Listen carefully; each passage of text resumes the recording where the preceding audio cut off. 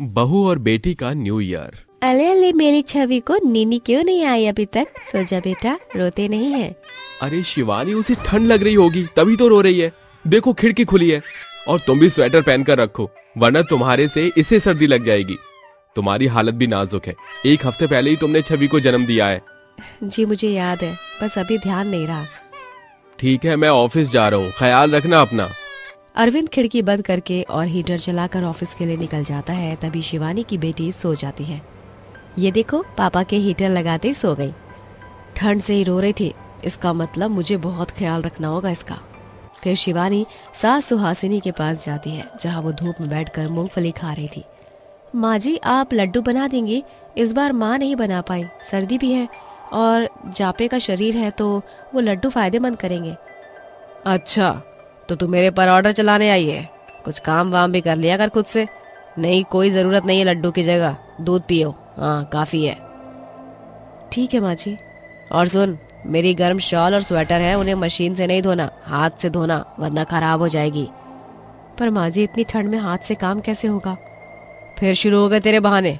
मैंने बोला ना हाथ से धो, मतलब हाथ से ही धोएगी कपड़े। जी माँ जी। शिवानी ठंड में हाथ से कपड़े धोकर सुखाती है। फिर सुहासिनी उसे और काम दे देती है। कुछ दिन बाद ननद शेफाली घर पर पग फेरे की रस्म के लिए आती है। माँ देखो, मैं आ गई।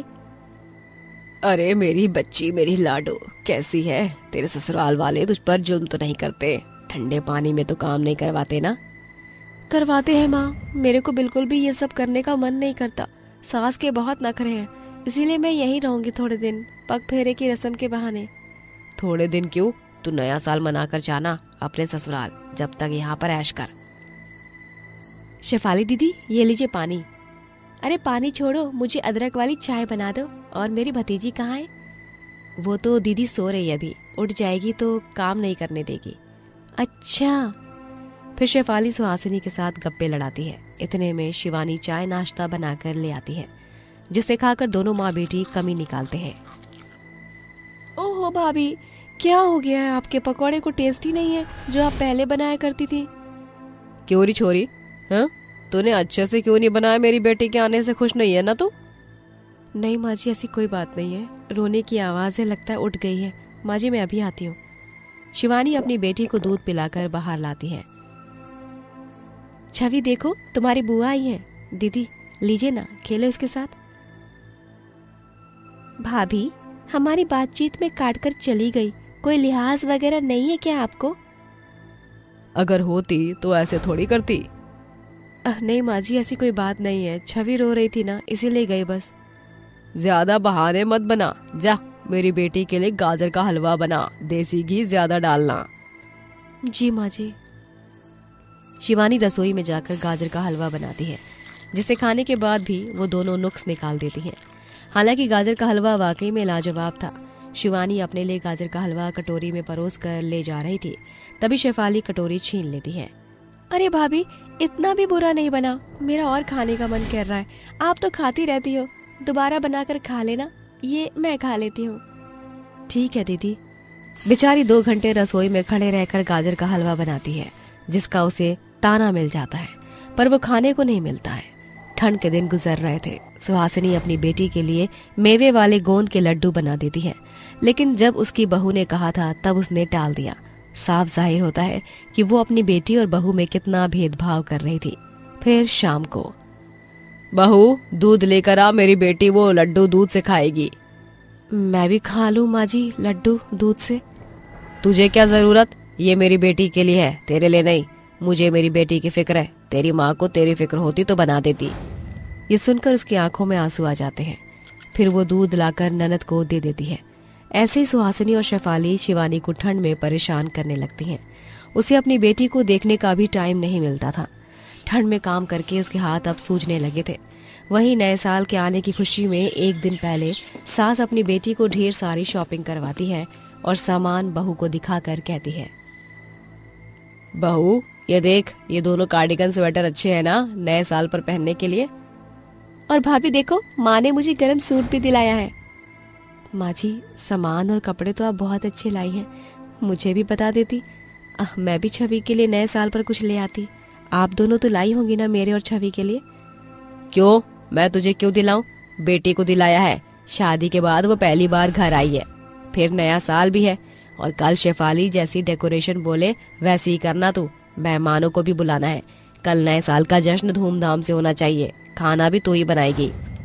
जी माँ जी, पर छवि को भी तो देखना है ना। ठंड की वजह से काम करने की हिम्मत नहीं हो रही है। हाथ तो कांप रहे हैं मेरे। कैसे तैयारी करूंगी कल की?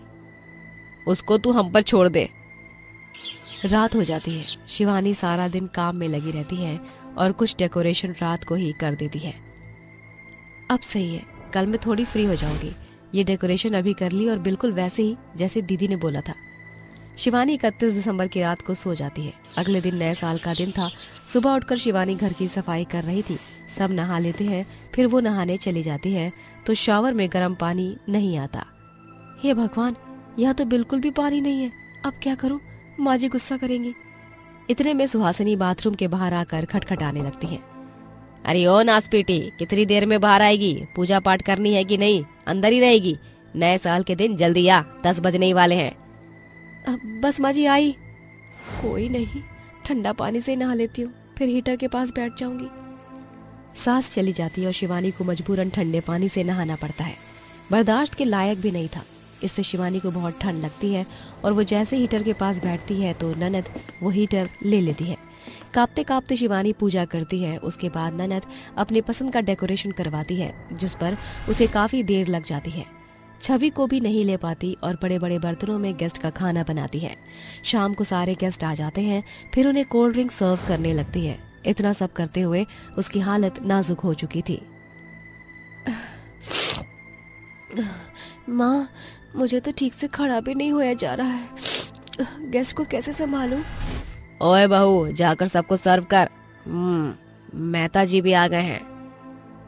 जी माँ जी। शिवानी बड़ी मुश्किल से कुछ लोगों को खाना सर्व करती है और स्नैक्स खत्म हो जाने पर रसोई में जाते ही वो बेहोश होकर गिर जाती है। सब पार्टी में एंजॉय कर रहे थे। अरविंद अपनी बेटी के साथ खेल रहा था और माँ बेटी टैरो कार्ड खेल रही थी। ओहो, तू तो चुप ही नहीं हो रही है, और अचानक से तुझे बुखार कैसे आ गया? शिवानी के पास ले जाता हूँ। माँ, शिवानी कहाँ है? रसोई में गई थी अभी। अरविंद ये सुन रसोई में जाता है तो शिवानी को बेहोश पाता है। चिल्ला चिल्ला कर वो माँ और बहन को बुलाता है। फिर वो डॉक्टर को बुलाते हैं।